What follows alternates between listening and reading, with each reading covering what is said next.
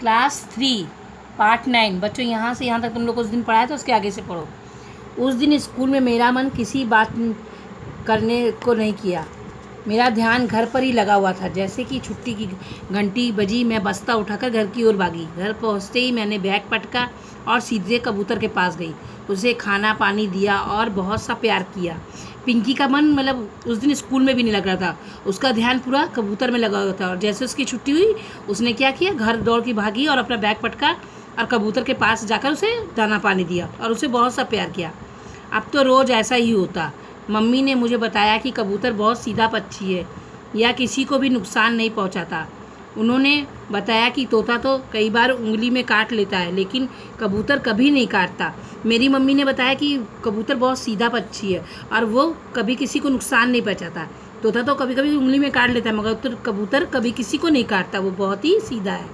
मैं सारा दिन कबूतर को अपने कंधे पे बैठाकर पूरे घर में घूमती, क्योंकि हमारा घर चारों तरफ से बंद था। मैं सारा दिन क्या करती, कबूतर को अपने कंधे पे बैठा लेती और पूरा घर में घूमती, क्योंकि हम लोग का घर चारों तरफ से बंद था, इसलिए कबूतर कहीं बाहर नहीं जाता था। मैं उसके मुंह में एक एक दाना गेहूं का खिलाती और बड़े प्यार से मेरे हाथों से गेहूं के दाने खाता। और मैं उसको एक एक दाना खिलाती और वो बड़े प्यार से गेहूं के दाना मेरे हाथों से खाता था। हम सभी उसे बहुत प्यार करते थे, इसलिए हमने उसे प्यारे कहना शुरू कर दिया। हम सभी घर में उसे बहुत प्यार करते थे, इसलिए उन्होंने उसका नाम प्यारे रख दिया और प्यारे कहना शुरू कर दिया। जैसे ही मैं उसे प्यारे कहकर आवाज़ देती, वह गुटर गू करता, मानो मेरी बातों का जवाब दे रहा। और मैं जब भी उसको आवाज़ देती प्यारे, तो वो गुटर गू बोलता, मतलब वो समझ रहा था कि मैं उसको आवाज़ दे रही है और मेरी बातों का वो जवाब देता। मैं अक्सर उसको खिड़की पर बैठा देती। खिड़की जब पर जाली लगी हुई थी, वह पेड़ पौधों को बड़े ध्यान से देखता और अगर कोई चिड़िया दिख जाती तो उसे अपनी आवाज़ में गुटर गू करके कुछ कहने की कोशिश करता।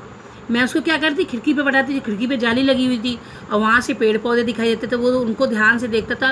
और अगर उसे कोई चिड़िया दिख जाती थी तो वो उसको आवाज़ देता, गुटू गुटू गू करके आवाज़ देने की कोशिश करता था। यहाँ तक तुम लोग को पढ़ के समझना है और कठिन स्पेलिंग को अपनी कॉपी में लिखना है। धन्यवाद।